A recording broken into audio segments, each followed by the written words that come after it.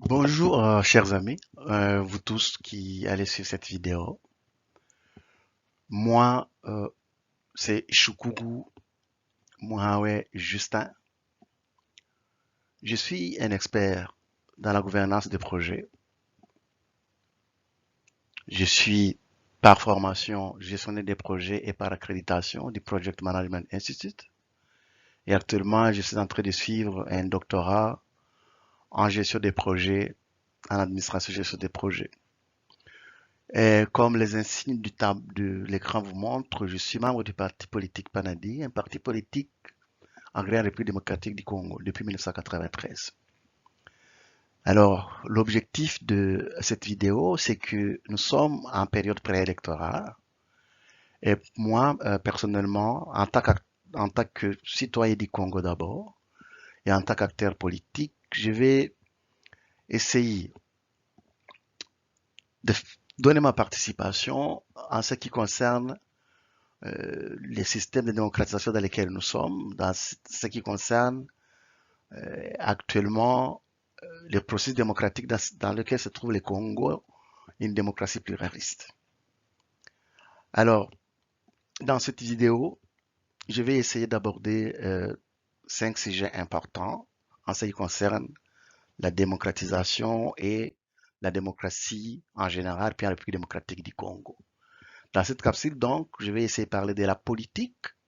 Qu'est-ce qu'on peut entendre par politique? Je vais parler du politicien en tant qu'une personne qui fait justement la politique. Je vais parler du parti politique. Je vais parler de Panadi, mon parti politique, et du rôle que devrait jouer un député ou un sénateur, communément appelé donc parlementaire en République démocratique du Congo, le Parlement étant formé de sénateurs et de députés nationaux. Alors, en ce qui concerne la politique, qu'est-ce qu'on entend globalement par la politique? Par la politique, chers amis, il faut entendre euh, tout ce qui est relatif à l'organisation et à l'exercice du pouvoir dans une société organisée. C'est un peu une tautologie, mais c'est très important. Pour qu'on parle de la politique, il faut que ce soit une société qui a choisi de s'organiser. Alors, le système politique, en fait, a un ancrage d'idéaux, de valeurs et de croyances et de visions du monde. Donc, en politique, on a d'abord une vision du monde sur laquelle les acteurs politiques vont s'appuyer pour organiser et exercer le pouvoir dans une société. Les bons exemples, les exemples communément connus en ce qui concerne le système politique, on va parler du libéralisme, j'ai donné une brève définition plus tard, on peut parler du capitalisme, on peut parler du socialisme, et on peut parler d'humanisme et du communisme. Alors, parmi les personnes qui ont écrit beaucoup et qui sont de référence en ce qui concerne la politique, il y a un auteur très bien connu, un Français, Jacques Rousseau, alors qui lui, en fait, en partageant ses idées, il dit que l'état naturel primitif de l'humain se caractérise par le droit le plus fort. C'est le plus fort qui règne et et impose sa loi. Mais l'état des sociétés, lui, peut instituer un ordre social pour garantir l'intérêt général. Là, on est en train de quitter l'état primitif pour aller dans un état organisé. Alors, une organisation sociale juste repose sur un pacte garantissant l'égalité et la liberté de tous. Et dans ce contrat social, l'individu renonce à sa propre liberté en contrepartie d'une liberté commune, d'une liberté pour tout le monde. Et la souveraineté populaire étant indivisible, ça veut dire c'est une seule chaise où ça soit celui qui dirige, donc on ne peut pas la diviser. Et c'est ça le principe fondamental du contrat social. Donc le pouvoir souverain, comme il ne peut pas être divisé, le peuple les confie à un certain nombre de personnes et à la limite à une seule personne. Mais celui-là, dans ce contrat, il s'engage à ce que il va organiser la société de manière équitable, de manière que chaque individu se sent égal à d'autres, de manière qu'il y ait égalité des chances. En fait, de manière, globalement, qu'on n'utilise pas, que ce ne soit pas la loi du plus fort qui fonctionne.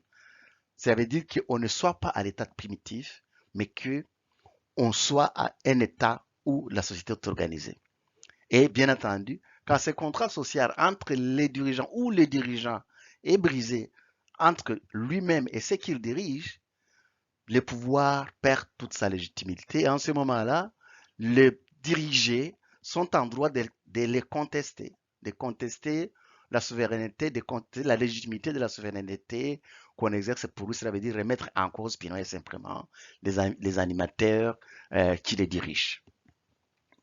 Alors, un peu très rapidement donc par rapport à ce qui c'est la politique. Mais qu'est-ce que c'est un politicien alors? Logiquement parlant, comme dit politique, c'est d'organiser la société.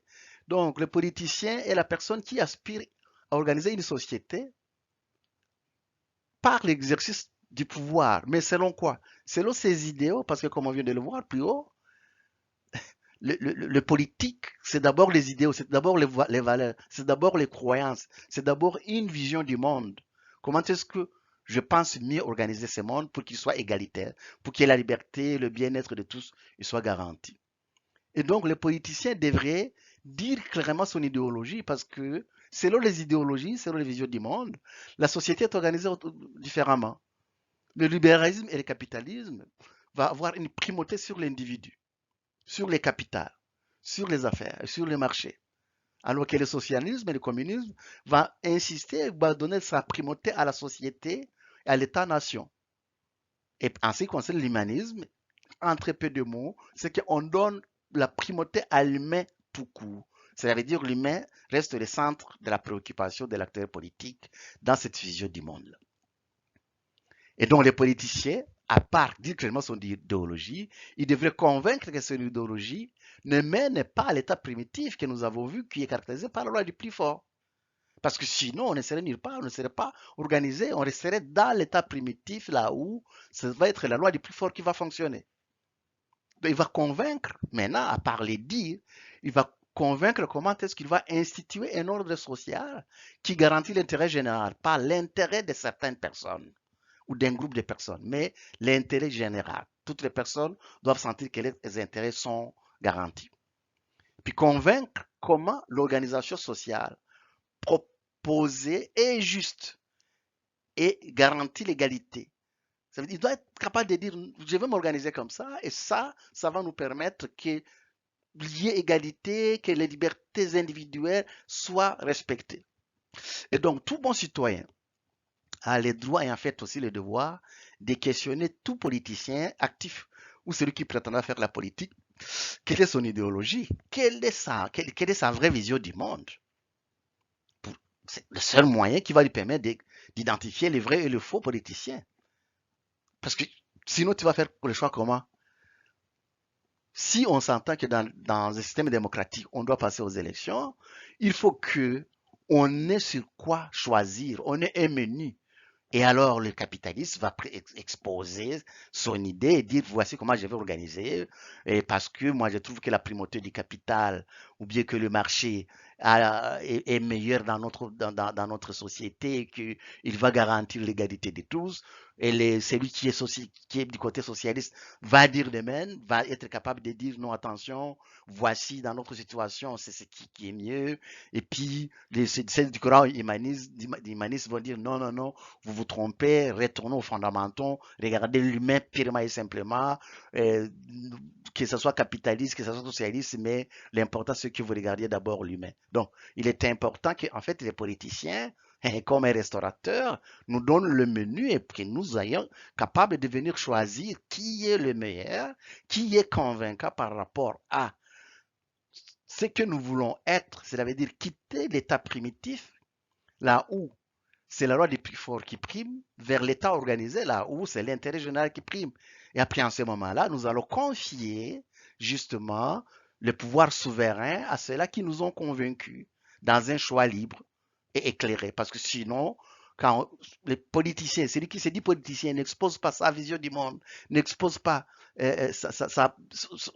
ses valeurs, ses croyances politiques, on ne peut pas choisir. Il faut que les citoyens exigent aux politiciens de dire clairement quelle est leur vision du monde par rapport aux courants qui sont les plus connus. Ou alors, peut-être, il va en créer, il va dire en quoi, effectivement, ces courants qu'il propose est différent des autres, ou bien que c'est un courant hybride, mais en tout cas, il est important que les politiciens exposent sa vision du monde à la population, exposent et viennent convaincre les citoyens que lui, avec sa vision, il sera capable de garantir les intérêts, de protéger tout le monde, de ne pas avoir du favoritisme, de ne pas d'éviter les intérêts partisans et particuliers seulement pour quelques individus. C'est ça donc le vrai politicien. Que vous venez de l'entendre, le parti politique sous-tend que des individus vont s'associer pour organiser une société ensemble. La vision peut être de quelques individus, mais après, on forme un parti politique quand on est des individus qui veulent s'associer, qui ont une même vision d'organiser la société.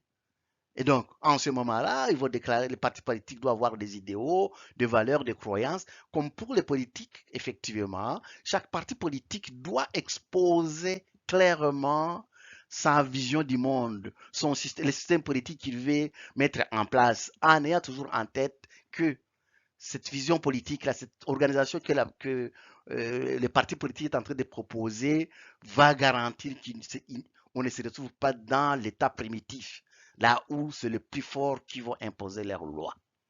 Donc, chaque parti politique doit avoir un projet de société, là où il va exposer son idéologie. Chaque parti politique doit convaincre que son projet de société est bien approprié au contexte social.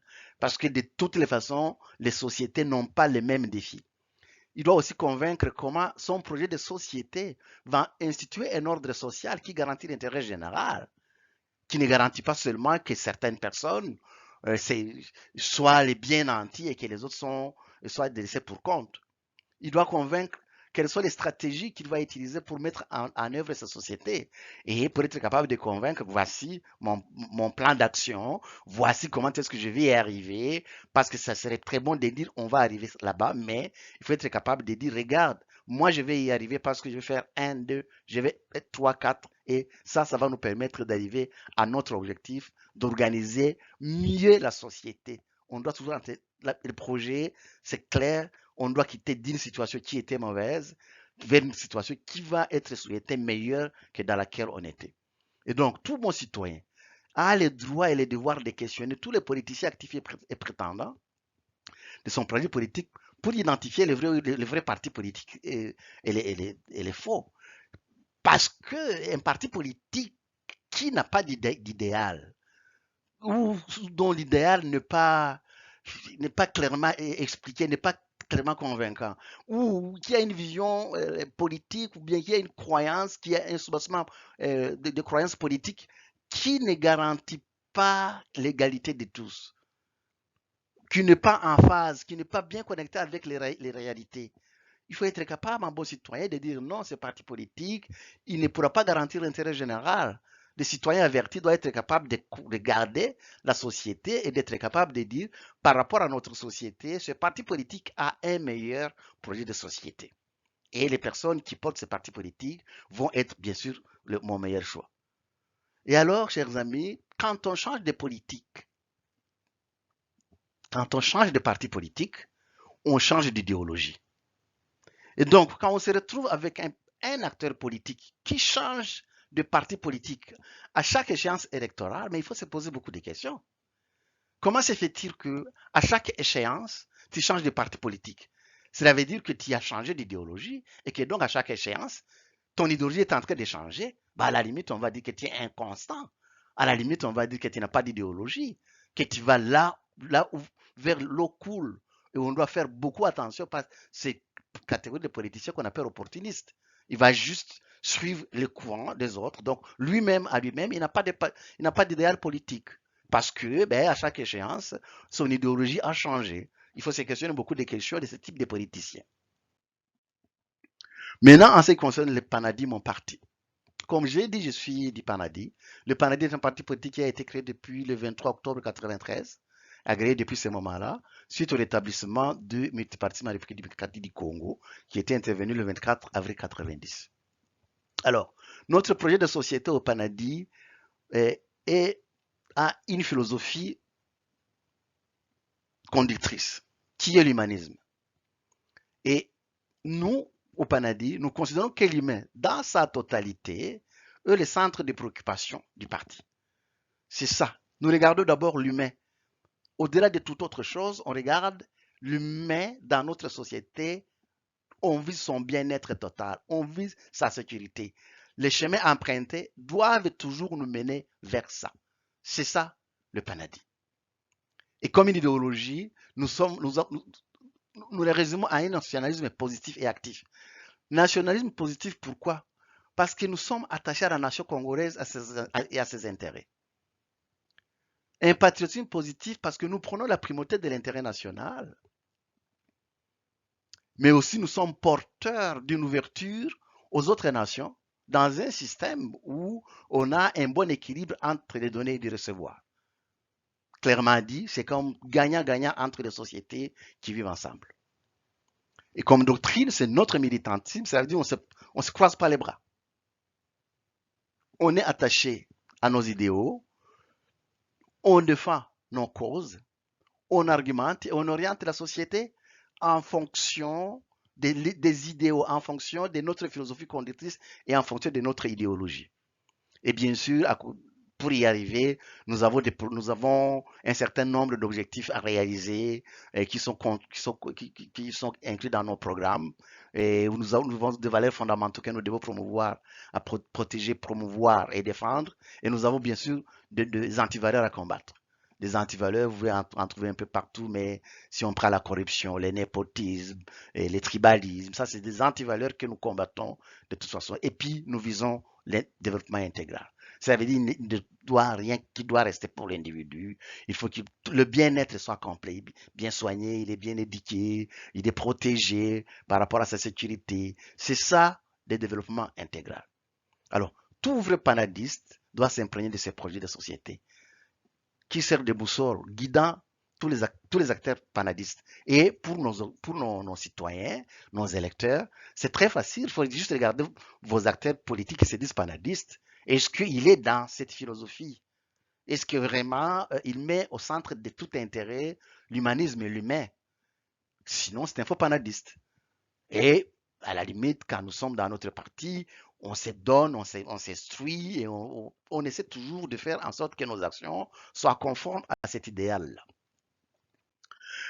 Maintenant, pour le Panadi, je vais vous partager quelques faits saillants depuis justement que nous fonctionnons en tant que parti politique dans les élections de 2006, malgré un contexte d'occupation en réalité à l'Est, parce que nous sommes ancrés à l'Est, et une campagne quasiment clandestine et des moyens financiers très limités. Nous avons quand même quatre élus. Et en ce moment-là, nous sommes le parti fondateur de la majorité présidentielle de ce moment-là. Et le Panadi va siéger en ce moment-là au gouvernement qui sera formé à l'issue des élections 2006. Dans les élections 2011, nous avons eu des élus dans un contexte aussi chaotique et un phénomène de groupes armés instrumentalisés par beaucoup. Vous allez vous rappeler du tristement célèbre CNDP, bien sûr transformé plus tard en M23 qui est encore là-bas. Et puis, vous vous rappelez qu'en ce moment-là, le secrétaire Massissi a été annulé par la Cour constitutionnelle, mais comme par étonnement, va se dédire plus tard pour le confirmer. Mais c'était au moins confirmé que dans Massissi, qui compose parmi notre terroir, il n'y avait pas eu comme telle d'élection. Les choses s'étaient passées autrement. On n'avait pas permis aux souverains primaires de s'exprimer. Pour 2018, le Panadi avait dans l'entretien quitté la majorité présidentielle le 13 décembre 2016. C'était juste pour se conformer à la philosophie du parti, à son idéologie et aux aspirations légitimes de la population qui, la base, nous réclamait qu'on sanctionne le régime FCC. Et en ce moment-là, on fait campagne dans l'opposition parce que en ce moment-là, notre base, nous-mêmes, nous disions non, ce régime FCC, malheureusement, est en dehors, ne cadre pas avec les idéaux de notre parti. Donc, honnêtement, nous les avions quittés pour être capables, à ce moment-là, maintenant, faire campagne à l'opposition qui voulait mettre de côté les FCC. Donc, des élus, malgré tout, en 2018, un sera invalidé injustement. Le contexte a été très chaotique avec un pouvoir très agressif. Mais le Panadi mène quand même une très bonne campagne, hein. Nous menons une très bonne campagne et les tenants du pouvoir, ce qui s'affichait avec les candidats du pouvoir, où vous l'appelez bien Chadari, ben, beaucoup vraiment se sont dédiés. Et en fait, en ce moment-là, ce pouvoir-là ne s'en sauve que par dénomination. Sinon, c'était vraiment une très bonne campagne pour Panadi et nous l'avions gagné.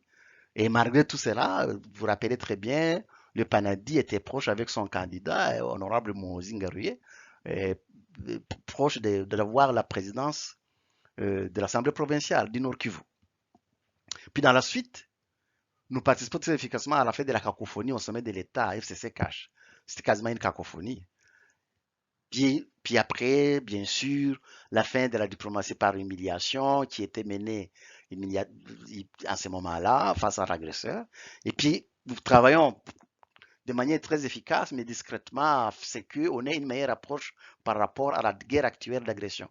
Les efforts se continuent, hein, avec les pouvoirs actuels, où nous apportons tant mieux notre savoir, faire notre connaissance du terrain. Et actuellement, nous sommes d'accord, même s'il y a beaucoup de choses qui restent encore à faire, qui en ce qui concerne notamment l'approche pour l'agression, monter en puissance des FARDC, s'appuyer sur les personnes qui connaissent bien le terrain, s'appuyer sur la défense locale, parce que nous défendons des jeunes qui défendent vraiment leur terre, c'est pas, ils peuvent le faire même gratuitement. Il y a des choses à parfaire, mais actuellement, nous sommes dans les bons et c'est pour ça d'ailleurs que nous soutenons le pouvoir actuel. Et qui, par ailleurs, ce pouvoir actuel, l'IDPS, a quand même une idéologie qui est proche de la nôtre. Le résumé, c'est le peuple d'abord. Et nous, quand nous disons que notre ancrage, que notre fil conductrice, que la philosophie conductrice, c'est l'humanisme, donc en fait, c'est comme euh, exactement la même chose. C'est très, très, très proche. Donc, c'est pour ça que nous soutenons le pouvoir actuel pour être capable d'appuyer cette philosophie-là et nous l'appuyons pour que cette lutte que nous menons dans la guerre d'agression, nous puissions être capables d'être vainqueurs quand même parce que ça n'a que trop duré. 3 décennies viennent de se passer que notre milieu est en train d'être endeuillé. Alors donc, pour les 3 scrutins, le Panadi a toujours été en bonne position, notamment dans Rutshuru, dans Massissi, dans Goma, dans Calais et même. Et pour 2018, en fait, il y a certains députés qui ont été validés, mais qui n'ont même pas la moitié de voix de nos candidats, de nos 2 meilleurs candidats, de nos 2e meilleurs candidats, que ce soit au national ou au provincial. Donc, Panadi est quand même un bon ancrage et dans une bonne élection, que nous espérons qu'elle va être en 2023 et qu'il va se faire aussi à la fois dans Massissi et dans Rutshuru et dans Nyiragongo, que nous allons être capables de montrer à la base, de montrer que nous sommes un parti politique ancré qui est animé par des personnes qui sont capables d'organiser très bien la société et relever les défis à la fois pour la démocratie et le développement de son peuple. Donc, bien sûr, malheureusement, il n'y a pas que rose. Oui, durant tout ce parcours-là, malheureusement, certains de nos élus, certaines des personnes qui étaient élues sous la bannière Panadi, abandonné le Panadi juste après avoir été élus. Mais nous avons cheminé et nous continuons de cheminer avec des valeurs qui tiennent très bien l'idéal du parti et que nous soutenons beaucoup. Et donc, que ce soit au comité national, au comité provincial, nos comités locaux, nous avons vraiment une base très très solide et nous avons des dirigeants qui ont à cœur l'idéal du parti. Pour ça, c'est pas compliqué. Il faut se référer à ce que dit la Constitution. Qu'est-ce que dit la Constitution? C'est notre Constitution. Un député et un sénateur étaient membres du Parlement et il est l'autorité budgétaire. Cela veut dire que c'est lui qui doit se rassurer que le budget est un bon budget d'abord et qu'il doit permettre à la République d'assumer ses responsabilités. Le Parlement vote les lois. Il contrôle, je vais insister, il contrôle non seulement le gouvernement, mais les entreprises publiques, et les établissements et les services publics par des moyens d'information et des contrôles. C'est après. On peut avoir une question orale, écrite avec ou sans débat, suivie de vote. Il peut y avoir une question d'actualité. Il peut y avoir de l'interpellation. Ça peut être au gouvernement, ça peut être un mandataire public, ça peut être quelqu'un qui est responsable des services publics. Et, il peut y avoir des commissions d'enquête, par commission d'enquête, par audition par les commissions. Alors, et ça devient très important. Nous sommes en période préélectorale. Tous les électeurs, par rapport aux députés sortants, doivent être capables de leur demander qu'est-ce que vous avez fait de vos tâches. Qu'a-t-il fait durant 5 ans, 10, certains viennent de faire même depuis 2006. Il faut leur demander qu'est-ce que vous avez fait. Une question rare, une interpellation. Quelle était votre position? Quelle a été votre position par rapport aux enjeux les plus importants? Quelle était votre position dans la cacophonie FCC Cash? Tu aurais voulu qu'elle continue? Tu aurais voulu que les FCC prennent reprennent et reprennent encore? Ou bien tu étais de ceux-là qui voulaient que, d'une manière ou d'une autre, cette cacophonie cesse? As-tu voté pour que Mabunda continue de rester président de l'Assemblée nationale? Que Tamboué Mwamba reste président du Sénat? Tu as voté comment? Et puis, oui, qu'on ne vous trompe pas, les sources sont là, on est capable de connaître comment vous avez voté. Vous, nous électeurs, nous avons ce devoir-là de leur demander. Dans des moments critiques comme ceci, il faut être capable d'aller questionner parce qu'on sait. Tout le monde maintenant est parti à l'union sacrée pour se cacher, alors qu'en réalité, on sait. Et il faut faire attention sur ça. Il faut questionner. Qu'est-ce que vous avez fait? Là, quelle est la position que vous avez dans la guerre d'agression? Es-tu de ceux-là qui ont signé la note comme quoi on devrait aller négocier avec les criminels? Es-tu de ceux-là qui faisaient des notes qui décourageaient nos Wazalendo, qui appuient les FARDC? Tu es de quel côté? Tu as été de quel côté? Le lecteur doit être capable de poser ce type de questions à tous ceux qui sont en affaires. As-tu fait même une simple déclaration? Cette guerre, elle vient d'où? Pour éduquer la population, pour leur dire exactement d'où vient cette guerre, quels sont les enjeux, pour l'éduquer afin qu'elle puisse comprendre quelles sont les positions à prendre. C'est ça un parlementaire, c'est ça la personne qui doit guider un peuple. Ce n'est pas question d'aller se taire ou de s'asseoir au Parlement, mettre la main en haut, la main en bas, voter, puis des fois voter même contre les intérêts de ton propre électorat. Donc, l'électeur doit être attentif aux actions de son parlementaire sur le terrain et questionner en quoi ses positions cadrent avec sa description des tâches, telles que le pouvoir de constitution. Ceci est particulièrement important maintenant. C'est le moment du bilan. Mais de la même manière qu'on cherche les bilans, c'est en ce moment que vous questionnez ceux qui veulent entrer. Que vas-tu faire de différent que les autres? Tu vas faire pareil ou tu vas faire différent? C'est très important donc pour nous électeurs, pour vous tous électeurs, de questionner les bilans de ceux qui sortent. Et il y en a qui sont là-bas depuis 2006, sans avoir même écrit une seule note circulaire pour informer sa population ou pour dire au Parlement qu'il y a des choses qui ne vont pas, alors qu'il essaie, alors qu'il en a les moyens. C'est très important. À un parlementaire, on demande quelque chose minimal, parler. Et il y en a des parlementaires qui n'ont jamais parlé. Et à cela, c'est le moment, peuple, peuple, peuple. C'est ton moment de dire, oui, toi, tu as été un beau parlementaire, toi, il faut laisser la place, et toi qui viens entrer, convainc-moi que tu vas être différent. Sinon, ne me reviens pas. Que ce ne soit pas aussi dégradant que chaque fois après, au début des élections, on vient distribuer du sel, il faut quand même rester digne. Les parlementaires ne doivent pas se moquer des électeurs. On vous envoie au Parlement pour parler pour la population. On ne vous envoie pas attendre aux prochaines séances d'élection pour venir distribuer des cacahuètes. On ne vous demande pas d'aller visiter On ne vous demande pas d'aller visiter les sénétriers dans les camps de réfugiés, non. On vous demande de pousser au gouvernement de venir les assister, minimalement. On vous demande de plaider, de tout faire pour que les FARDC entrent réellement en force pour qu'ils aillent libérer ce territoire-là. C'est pas votre rôle d'aller distribuer. Non, c'est pas votre rôle. Votre rôle, à la limite, c'est de pousser le gouvernement par nos frères qui sont dans des situations très précaires, mais aussi, surtout, c'est tout faire pour que cette guerre cesse. Et la guerre va cesser comment? Les pays doivent être défendus. Vous devez tout pousser pour que le gouvernement donne des moyens au FARDC, organise très bien la défense locale pour que finalement cette hécatombe de guerre soit une histoire du passé. Interpellant maintenant les jeunes, jeunesse, vous, filles et garçons, s'il vous plaît, impliquez-vous. Impliquez-vous parce que l'action politique va analyser les passés et les présents pour bien baliser les futurs.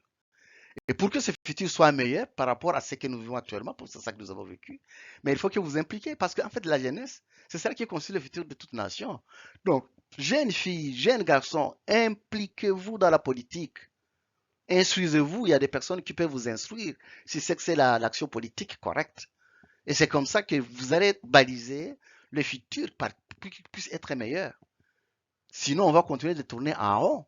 Et au niveau du Panadi, nous faisons un gros effort pour que on implique notre jeunesse. Et nous sommes très fiers actuellement d'être portés par une jeunesse qui est très dynamique, qui est très militante. Et vous allez le voir dans la campagne qui s'en vient, que nous espérons qu'elle va se tenir de manière sécuritaire et qu'il y aura absolument élection à la fois dans Massissi, dans Rutshuru, qui ne va pas être, même dans le Kwamut, partout là où il n'y a pas eu enrôlement, qu'il puisse y avoir un enrôlement pour qu'on permette aux souverains primaires de s'exprimer. Nous, au Panadi, on ne veut pas être distrait par tout chemin qui va amener à une forme de distribution de gâteaux sous forme de négociations qui vont être suivies de partage. Non, nous voulons aller aux élections pour que les gens élisent. Ceux qui pensent que il y a des choses qui ne fonctionnent pas dans cette élection, dans la ces élections-là, ils représentent combien qu'ils sortent leurs membres pour qu'on voit quelle proportion, quelles sont les personnes, quelle est la proportion des personnes qui veulent les élections et qui ne veulent pas les élections. Parce qu'on ne peut pas juste décréter qu'on est représentatif. Le poids d'une formation politique ne se mesure que par le nombre de ses membres. Et donc, nous défendons qu'on doit aller en élection. Maintenant, ceux qui ne sont pas d'accord, nous sommes dans le système démocratique, mais sortez vos gens, on veut savoir combien vous êtes. Sortez vos membres. Ne décrétez pas seulement que vous êtes acteur politique alors que vous n'êtes pas capable de mobiliser même une centaine de personnes. C'est comme ça qu'on mesure la force politique. Ce n'est pas dans les bureaux, c'est sur le terrain. Et donc, nous, au Panadi, nous soutenons qu'il puisse y avoir élection. Nous soutenons qu'on laisse réellement les souverains primaires s'exprimer. Nous ne soutenons pas tout schéma qui pourrait mener à une extension quelconque ou bien à des négociations quelconques, à un glissement quelconque. Le pouvoir actuel veut absolument rencontrer les délais constitutionnels et nous le soutenons dans ça, malgré les difficultés. Mais de toute façon, tout chemin qui mènerait à ce que des acteurs politiques vont s'asseoir quelque part, certains qui ne présentent même pas grand-chose, pour faire des conciliabules, afin de faire une extension, puis de partager le pouvoir, nous ne sommes pas d'accord avec ça. C'est le moment est venu de dire oui, les souverains doivent parler. Et ceux qui pensent qu'il y a des choses qui ne sont pas correctes, mais nous sommes en démocratie, et le pouvoir doit permettre à ce que cela s'exprime. Sortez vos membres, comme ça nous allons voir. Et puis actuellement, nous avons quelque chose qui nous indique, quand on regarde l'engouement des candidats, on prend juste les candidatures aux élections qui viennent d'être publiées. Alors, ça veut dire que la majorité ne veut pas de boycott. Ça veut dire que la majorité veut absolument qu'on aille en élection. Donc allons-y en élection. Et ceux qui ne sont pas d'accord, exprimez-vous démocratiquement. Les pouvoirs doivent le permettre. Mais ne prenez pas en otage la République. Ne nous poussez pas dans un chemin qui n'est pas constitutionnel. Laissez l'électeur juger. Donc c'est ça pour aujourd'hui, pour cette capsule. Je vais préparer une autre capsule pour essayer de partager, de donner ma participation dans la Constitution démocratique que nous sommes en train de vivre au Congo. Donc prochainement, dans une prochaine capsule, Je vais parler de quelques systèmes politiques qui sont connus, le système démocratique, le système autocratique, la kleptocratie, la monarchie. Il y a plusieurs systèmes, mais on pourra partager ensemble pour que le lecteur soit un peu égaye par rapport à quel système politique existe au monde et peut-être éventuellement de choisir. Puis, comme cette vidéo va être publiée sera sur YouTube, je vais regarder les commentaires pour essayer capable de répondre à certaines des questions qui vont être posées. Et donc, franchement, je vous remercie beaucoup de m'avoir consacré de votre temps. Je vais être disponible sur les comptes YouTube sur lesquels la vidéo va être publiée, de telle manière que je sois capable de répondre à vos questions, à vos questionnements et éventuellement à ajuster le, la prochaine capsule que je vais préparer. Merci beaucoup donc, je vous aime beaucoup. Oui, le cheminement démocratique est en cours. Il y a des défis. Oui, nous avons des défis de guerre, nous avons des défis de géopolitique. Nous sommes l'Afrique est au centre des convoitises. Nous devons les savoir, mais c'est les Africains eux-mêmes qui doivent être capables de bâtir cette Afrique. Nos pères de l'indépendance ont tracé un chemin. Il y a eu beaucoup de péripéties, il y a eu beaucoup de ratés peut-être, mais nous avons encore le temps de remettre sur les rails l'Afrique et pour les Congos, France Fanon l'a si bien dit, l'Afrique est comme un revolver dont la gâchette est au Congo, dans notre pays. Cela veut dire que nous devons avoir conscience, nous Congolais, que l'Afrique ne pourra jamais démarrer si le Congo ne démarre pas. Il y en a qui le savent, il y en a qui veulent retourner en arrière, mais nous, Congolais, devrons en être conscients et des autres Africains vont nous y aider parce que effectivement, en montant le Congo, quand le Congo va démarrer, c'est toute l'Afrique qui va démarrer. Je vous remercie et à la prochaine. Bye bye.